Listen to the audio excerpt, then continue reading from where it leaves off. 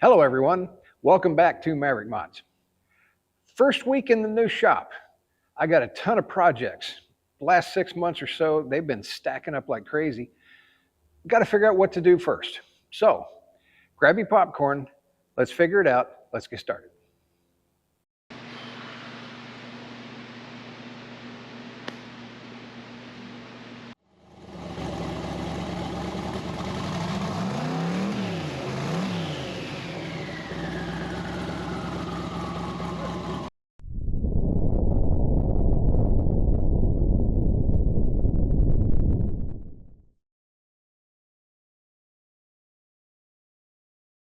Now that the new shop is up and going, I've got to figure out, well, what's my first project going to be?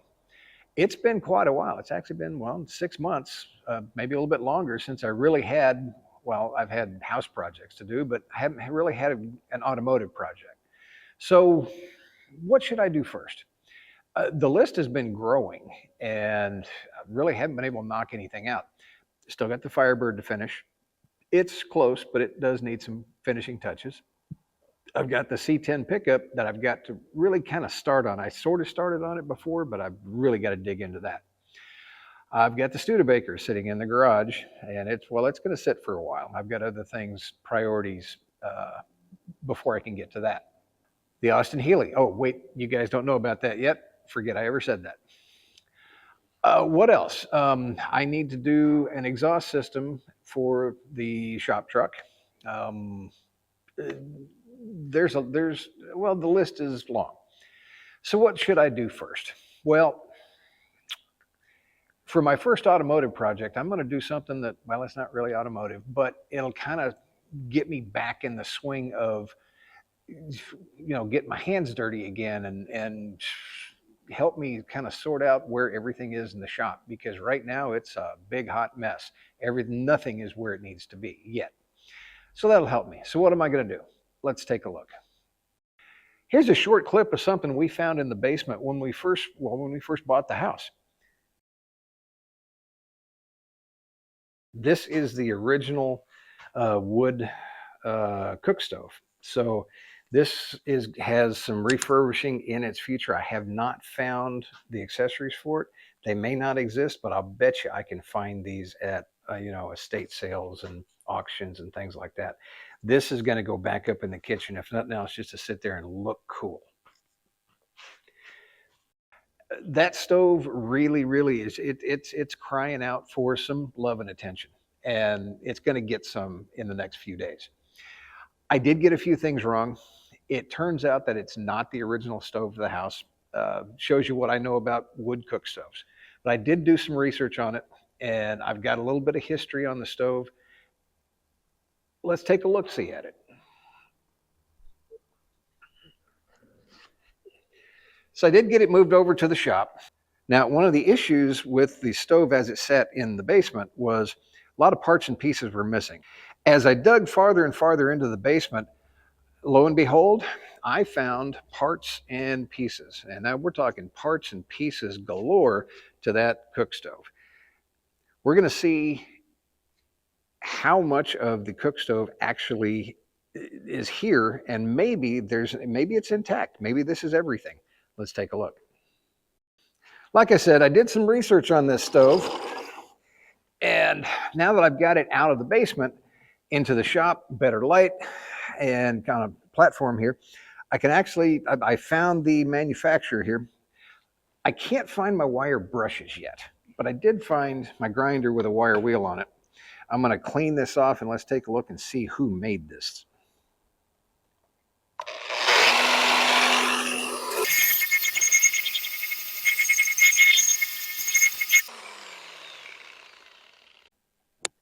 So what we've got here is it's Glasscock Stove and Manufacturing Company, Greensboro, North Carolina.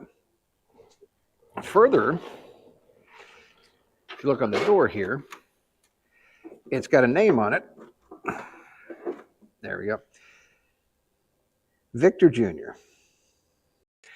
So I got on the old interwebs and did a little research. I actually found a website dedicated to this company. Now, this company has been out of business for At least the last 60, 50 or 60 years. But the company, Glasscock Stove and Manufacturing, uh, has been making wood stoves, I believe, since the late 1800s. Now, they made a Victor model of a wood stove starting about 1905, 1910, somewhere around there. And they started making this Victor Junior series in 1920.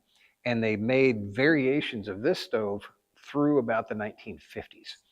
Based on pictures of the website, the Victor Junior series changed a little bit. The design changed a little bit over the years, and you could tell that the old style kind of morphed into more of a modern style as it got, through the years up into the 1950s. Although they don't really tell you what year, what style was. The pictures that I was looking at, I'm thinking that this is the old style. So this was probably made in the 20s. So I'm betting this thing's 100 years old. So it's not original to the house, but well, it's original enough. So what am I going to do with it? As far as making it a usable stove again, I don't think that's going to be possible. Now, I haven't really cleaned it up yet, but there are a few areas that are rusted out. I don't know if the bottom's rusted out. I do know that there are areas around the door, and I've seen a little bit of rust through. We're just gonna have to see how that works out. In the house itself, the chimney that this stove was attached to is long since decommissioned, and there's no other place in the house to hook this up to actually make it a functioning stove. So the idea of making it a functioning stove, probably not going to happen. However, it would be a really, really neat kind of centerpiece or side piece for the kitchen, just to look cool. And so that's going to be the plan. I do need to see if I've got all the parts and pieces. Let's try and do a little bit of assembly just to see where everything goes. So the first thing that jumps out at me is there's a lot of debris and whatnot. I have to do a little bit of cleaning. The door has got some rusted or broken areas right where the door is supposed to close. And however this was supposed to latch, there is no latching mechanism here on the door. So I'm going to have to figure something out for that. Let's see what we got here. So the way this thing, at least what I've read, the way this thing is supposed to work, the firebox is down here. I don't know if this was ever a coal stove, but it definitely was, at least I always said it was a wood stove. So the firebox is down here. Of course, the oven's here. These stoves were supposedly designed better, if you want to call it that, because instead of the heat just coming straight up here and only heating up these burners, it had some way of kind of directing the air to air passages around here. So it would go through the oven, come up here, come along here for these burners. There's like a flue here. So it'd go back and heat these burners and then come out the back and then out the pipe. But I've got some parts and pieces. This looks like the assembly portion of the wood box itself. I'm just kind of throwing parts in here I think that kind of looks like that. I don't know if that goes there. It's just going to take a little bit of figuring out as to where everything goes. I believe these are supposed to slot there. That slots there. That looks pretty good so far. I've got some lids here. I don't know which ones of these go where, or if they're different sizes. I said none of these were with the stove when we first looked at it. But I did find all of these piled back in a corner of the basement. So we've got, looks like everything for the top. Now I've got these two pieces here. This one was kind of a I don't know, knot shape. I guess I'm thinking that this one is going to go here, up or down. I guess it would go up. Okay. So I'm thinking that one. That's the cover for the firebox. This one looks like it ought to go here. I have no earthly idea what this is supposed to do. But that looks like it goes there. So essentially, I've got a complete front. I still have other parts and pieces. I got to figure out where they go. Now back here, on the back side, I don't think this is right. These right here. Now, again, I'm just going on the assumption that these are supposed to go. Oh, wait. Yes. All right. That goes right there. And this.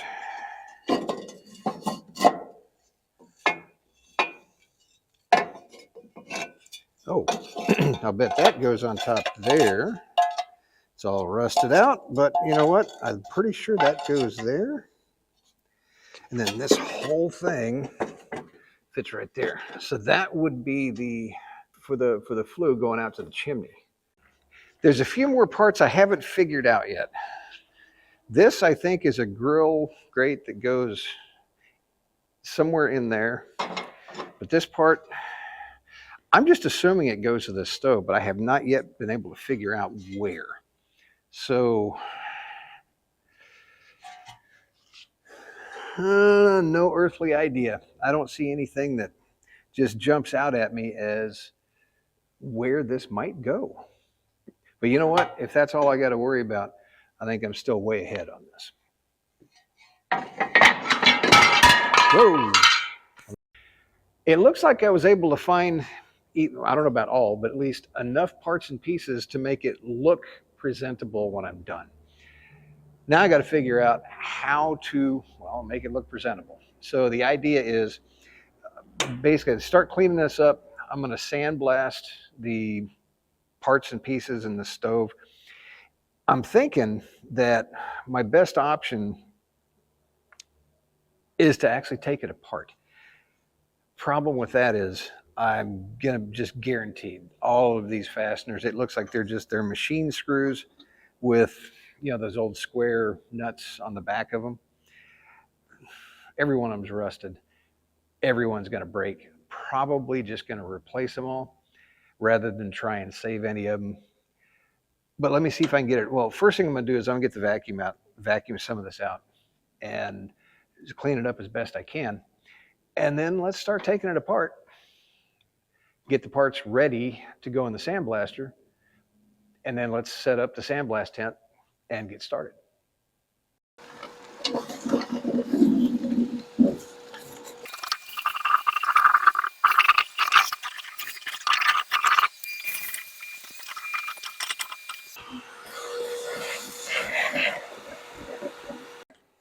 While I was vacuuming, I tried to make sure I didn't vacuum up anything important, and I did find one little chunk of metal right here. I don't know if it goes to the stove. Don't know if it's important, but I am going to save it. Here we go. And it looks to me like they used the stove, didn't clean out the firebox the last time they used it, and just put it away.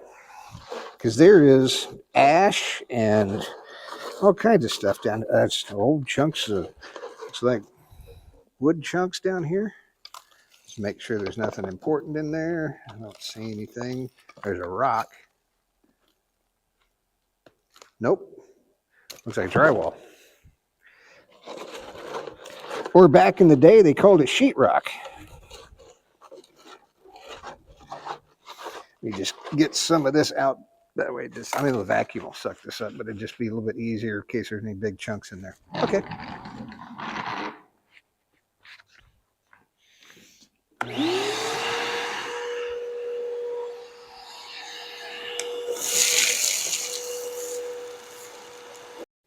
So let me start taking this apart. I'm going to document as I get it apart because I've never actually taken a wood stove apart before. So let's get started.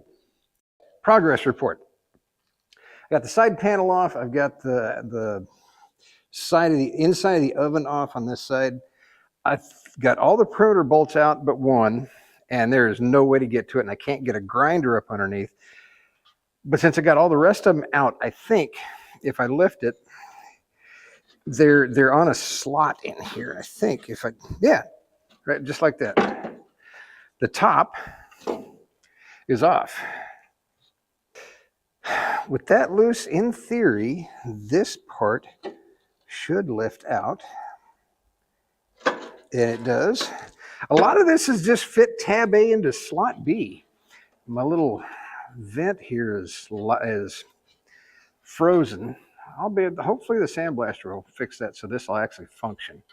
But yeah, a lot of this construction is just fit tab A into slot B and a couple of screws in strategic areas to hold it together.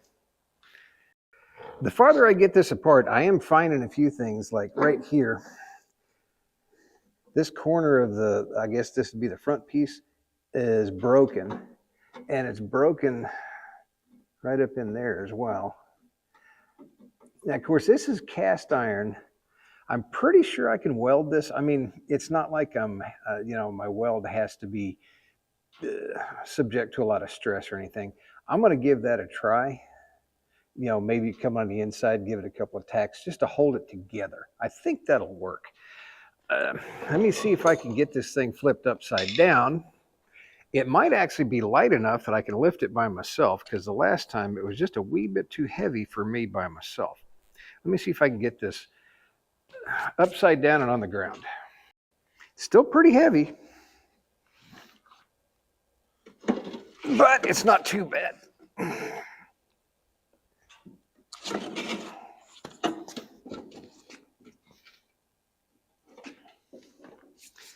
The reason I'm doing this is I think there's a couple of nuts and bolts on the bottom, and these side covers may come apart as well. Not sure about that, but I do want to see. Yep. Okay, let me see about getting these loose. If they're like everything else, they either come loose really easy, or they snap right off, or it spins the screw on the inside, like that one. But maybe not. Yep. And it snapped it off. Just about everything's been that way.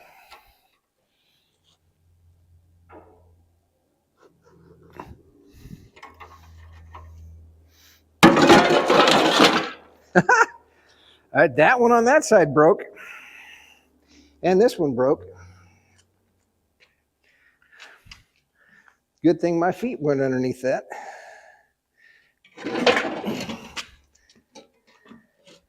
$10 says this one breaks too.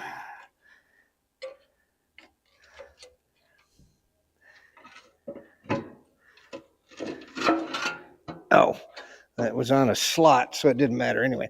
Okay, wow. I think that was a mouse nest on the inside there. Good thing I took this apart.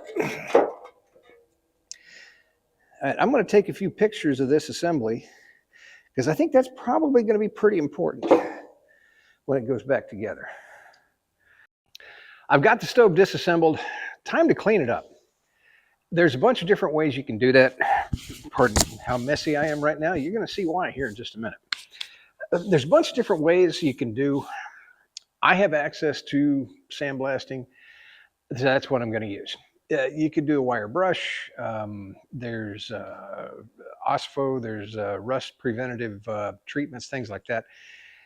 As old and rusty as this is, there's really only two options. Option one would be chemical dipping, and the option two would be sandblasting. I don't have access to a chemical dipper anywhere in the area, and they do good results with that depending on what it is. And I think with what I've got here, I've just got old pieces of cast iron. I really wish that I had somebody that could do dry sandblasting, because I would turn it over to them with no question, because it's dusty and nasty and repetitive and monotonous, but it's satisfying at the same time. I've got the sandblast tent set up. I've got everything kind of set up.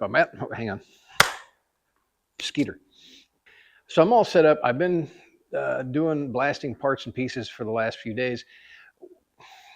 Don't really like to take the camera inside the sandblast tent, because, well, cameras are expensive, and all that dust and everything, I'm going to get you guys in there for just a little bit so you can kind of see what I'm doing on just one piece. The one thing about doing sandblasting at home, you can go out and buy a sandblasting pot. You can do a siphon feed. I prefer the pressure pot, which is what I've got, but it creates a lot of dust. And the one thing that's really important on this is PPE. Now, you don't see me use PPE as often as I should, but on this, definitely. So we're going to go ahead and get suited up here. Here's my bunny suit, and this one is just about due for replacement. It is a full one. It's got booties and a hood and everything. And believe me, it's all necessary because that sand can get everywhere. So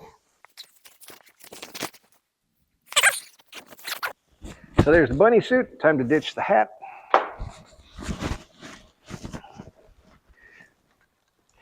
Respirator, definitely. Absolutely. Do not just use one of those little, paper, whatever masks. Definitely, got to use this. So I'm going to suit up with respirator, goggles, earphones, gloves, everything. Take a quick peek before I go in, looking like an alien, and then let's go do some sandblasting.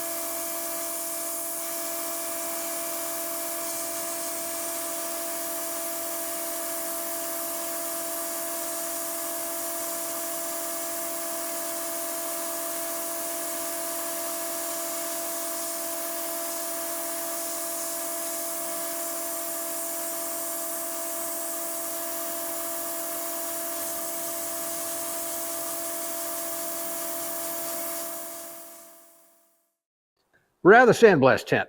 Our part is clean, at least it's rust free. But it's going to rust faster than you can turn around 3 times and shake a lamb's tail, however that works. So we need to protect it prior to putting paint on. Otherwise, and we don't want the rust under the paint. So I use this. This is called Osfo, not a sponsor. This is just, it's one of the rust treatments. It's phosphoric acid. And what it does, when it finds rust, it will convert it to something.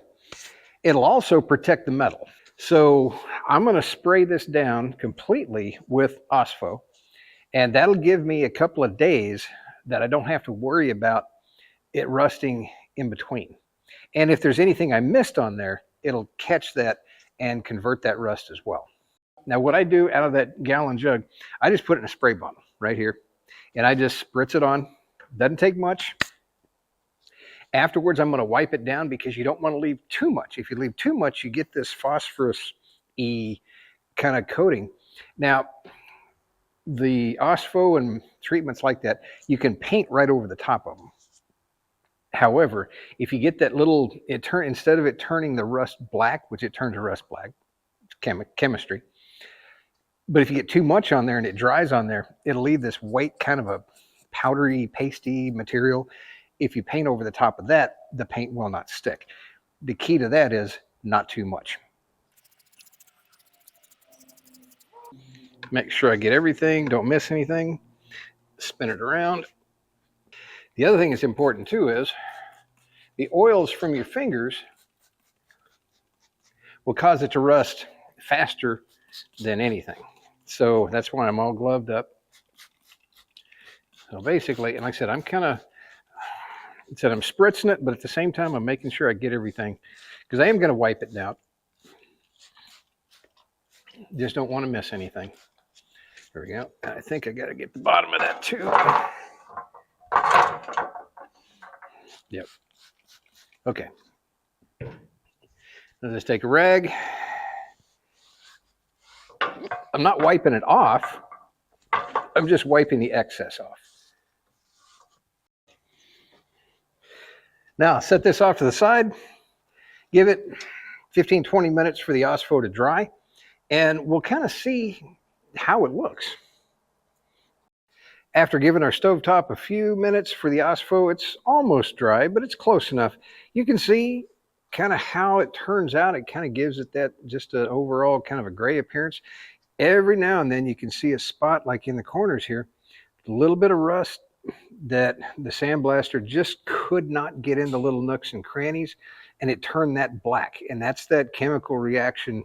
Some right up in there. That's that chemical reaction that turns rust into something that's inert.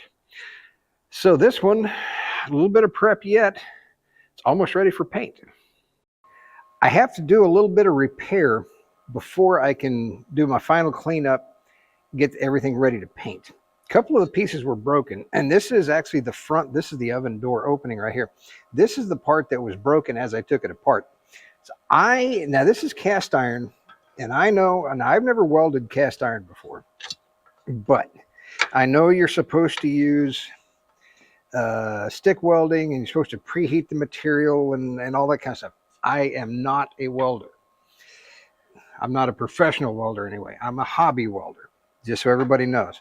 But I think, you know, this isn't really, the stove is not going to be used as a stove again.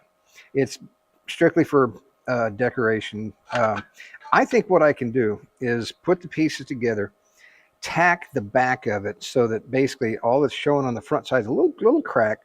And if I were to try and weld the front side of these pieces, grind it down, there's no way I could get the original cast iron look back. So I'm thinking that if I can do that and just hold these pieces together, when I reassemble it, everything's going to be fine. So let's give that a try.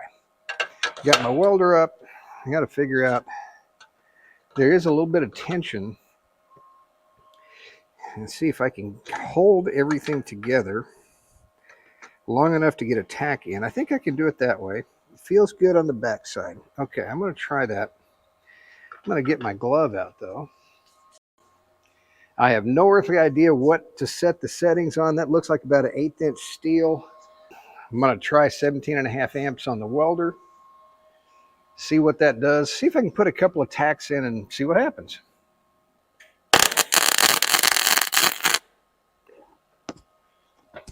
You can tell it's been a while since I've done any welding. Might help if I turn the gas on.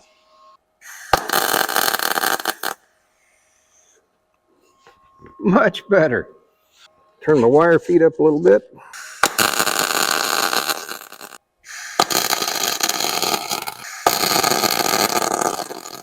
Oddly enough, I think that might actually work for what I'm trying to do. All of this is going to be behind everything. It's going to be, you're not going to be able to see it.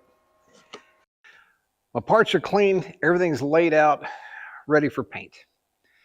The plan is I'm going to paint, I'm going to paint the inside of everything and then assemble the stove and then paint the outside as a unit. Mainly has to do with, I have to replace all the fasteners, and I don't want shiny new screws, or I don't want to have to go back and repaint the screws. I just want to paint everything together. Inside's no problem. So I'm going to go ahead and hit all the pieces. A lot of pieces on this, a lot more than I thought there were. I'm going to use my detail gun. Reason for that is I do have to kind of maneuver around some tight areas. It's just easier, and it lays down not quite as much paint in the tight corners and things like that. So I'm going to put you guys on a time lapse, and let's go paint some parts.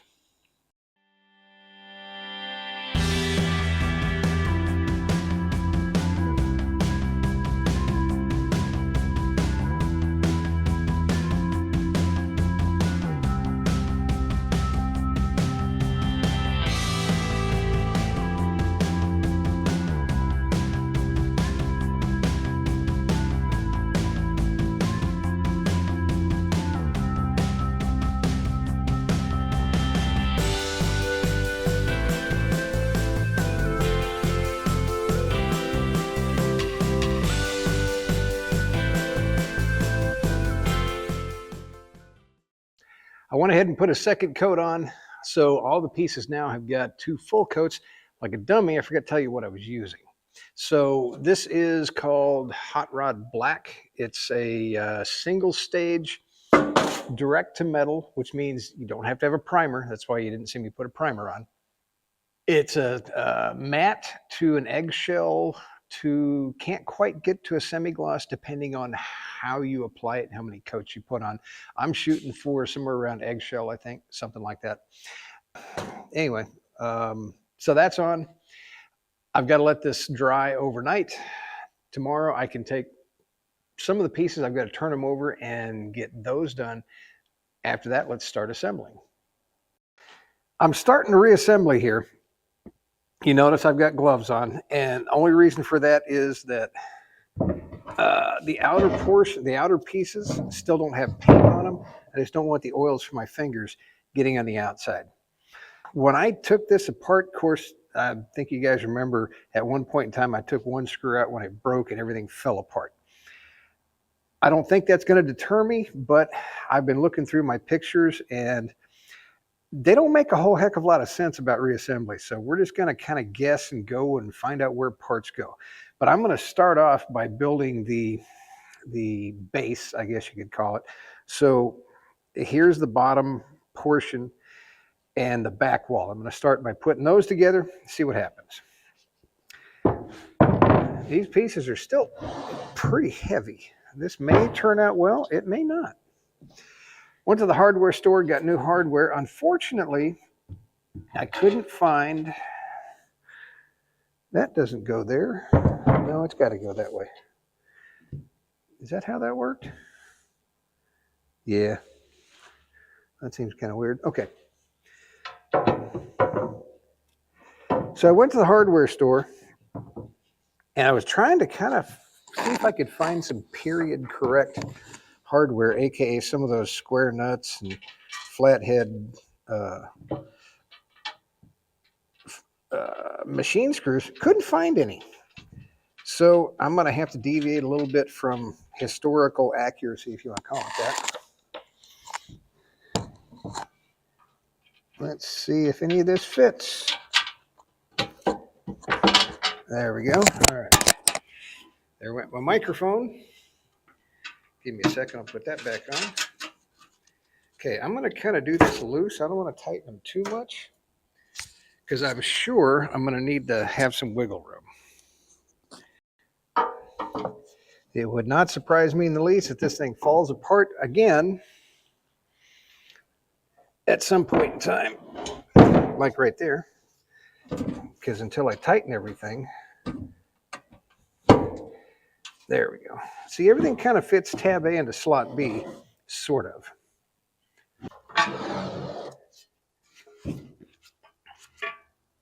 Because it just kind of fits and slots in there. There we go. I've got to build up this tray on the inside, if I can remember, because that's what all fell apart when everything kind of exploded on me there. I got to do that before I can put my side piece in, because it kind of builds a little bit of a shelf over this. And my pictures don't show that very well. One of these pieces was involved somehow. Not that one. This one. Okay. Okay, that fits there. Got that figured out. This is where the mouse nest was in here. Is that right? Yeah, that's right. Okay.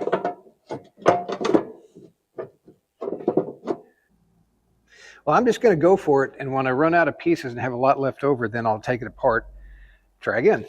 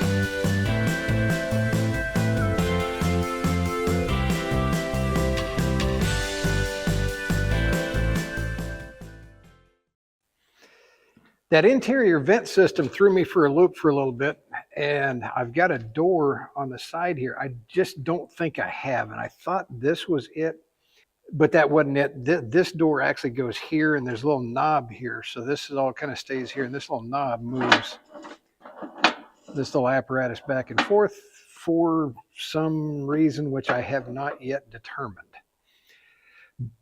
However, I think I'm ready to put the top back on. All the parts I have left that are identifiable that go on the inside are on the inside.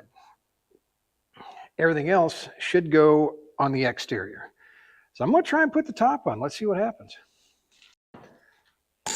This is either going to work, or it's going to be anticlimactic, or it's going to suck. I'm not sure which. Okay, that worked. That worked. That lines up.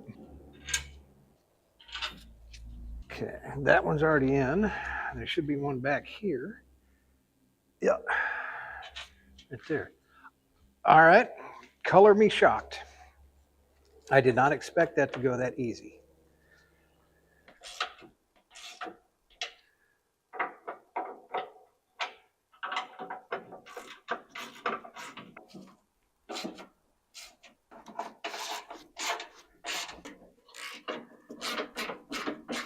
I've got to get a coat of paint all the way around the exterior. Everything's tight. I can't put that on. I can't put the back on until this is painted. So next step, let's paint this.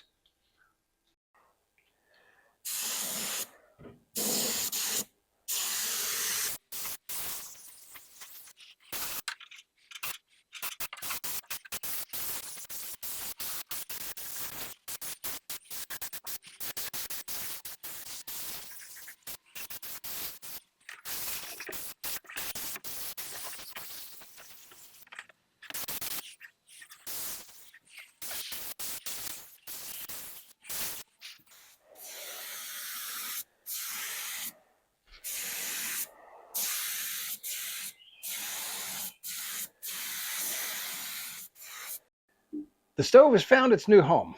It's in the kitchen. I am going to put a hearth underneath here. Got to find one or make one. Haven't decided what yet. It is centered directly underneath the pipe outlet, inlet, whatever you call it, for the chimney that's decommissioned, but the outlet's still there. Let's finish putting the stove together and let's kind of get a basic idea of what it looks like. We could do the low hanging fruit here. There's just a, I don't know, cover there of some kind. Now down here, this is the door for the firebox here. And the holes in it indicate it looks like maybe about a quarter 20 or a quarter inch. I don't know if it's a dowel or a screw in. Hard to say. I haven't been able to find one. I've got just some temporary bolts here that'll kind of at least allow it to go into place. And it'll hold it there for now until I can find the right hardware for the hinges themselves. This little flapper door thingy, still have not figured out what this is for. This long skinny piece, I had no idea what it did before. Well, I figured it out. And if I'd looked at my old video, I could have figured it out back then too. Actually just slots right in here. Sits down as like a little table extension on the stove itself. So that goes there. Now we just throw our burners in. I guess you call these burners. I've got two different styles on top. No earthly idea. You see, that one doesn't quite fit there. I may have to play kind of musical burner tops until I get these to fit properly. See, this one fits here better than there, so see what the rest of them do.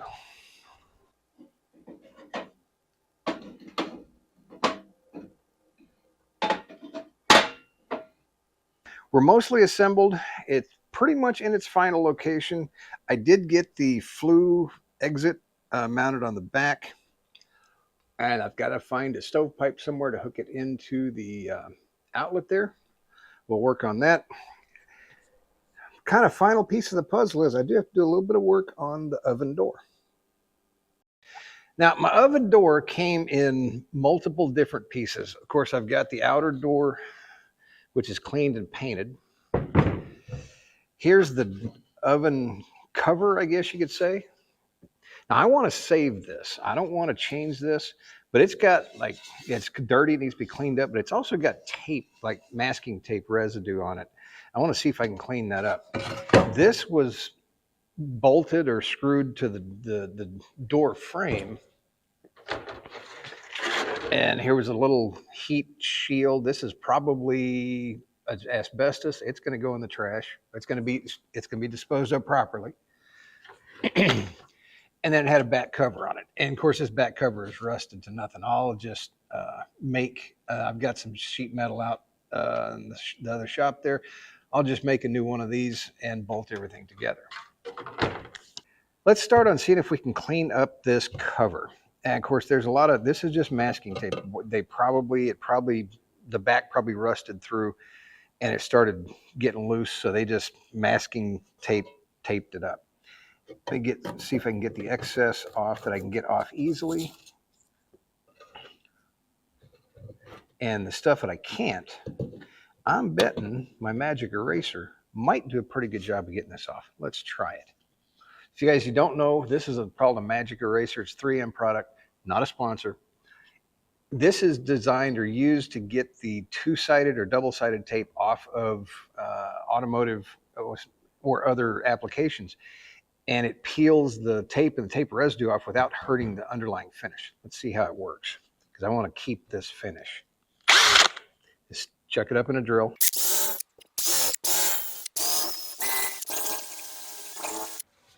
Works pretty good.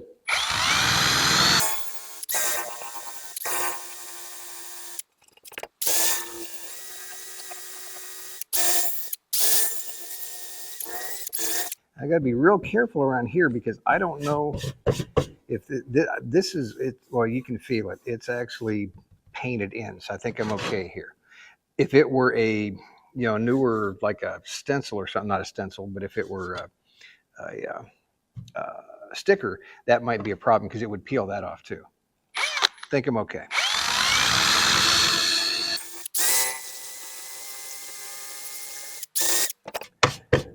That cleaned up really well. Let me break out some, did get kind of hot though. Let me break out some other cleaners. Let me work on this and hopefully I've got a decent finished product in the end. The door cleaned up really nice. Let's see if I can get it installed. The old, well, in the old configuration, the door wouldn't stay closed. Had a little dust on there. The door would stay closed. Once I got it disassembled, I figured out that the old spring, there's an over center system on this that, if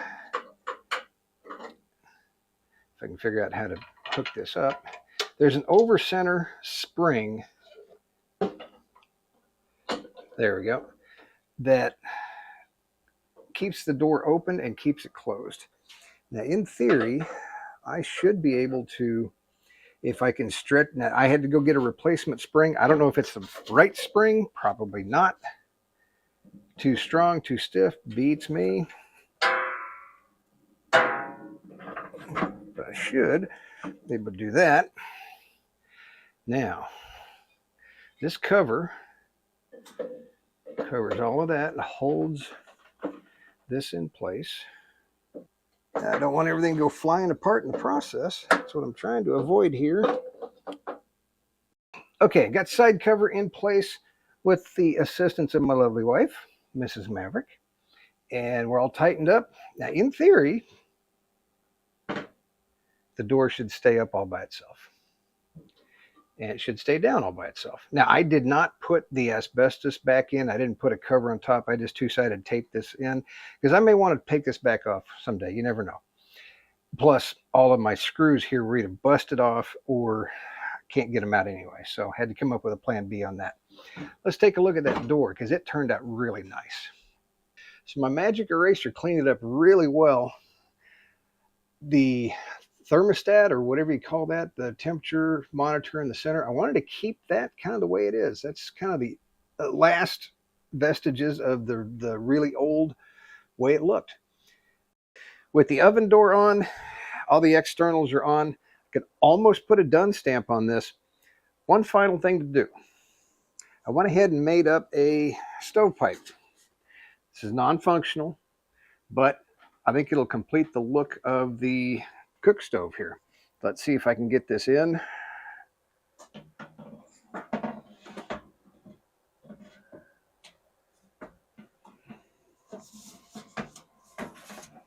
There we go.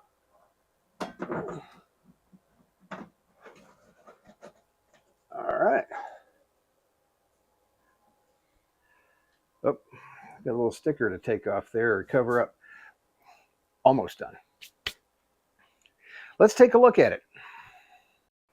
And wood stove is complete. Got stovepipe in. So I do have to come up with a hearth at some point in time. But I'll get to that when I get the floor refinished in the kitchen here. Otherwise, I think it turned out pretty darn well. That door came out really nice.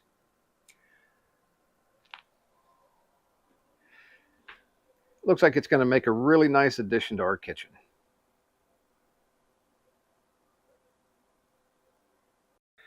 There you have it, guys. Took a 100-year-old rusty, parts missing, had to hunt for parts, wood cook stove, and brought it back to looking really nice and a really nice centerpiece for our kitchen. I do have to reiterate, because this is YouTube, the stove was never intended, I never intended to make the stove functional. There's parts that are just rusted and missing from the stove that basically render it non-functional. That was never the intent. The intent was always to have a nice looking piece of, I guess you could call it art if you want it, in the kitchen there, which that's what I've done. Certainly appreciate everybody tuning in every week, watching my various adventures and misadventures sometimes. We'll see you next week, everybody. Have a great day.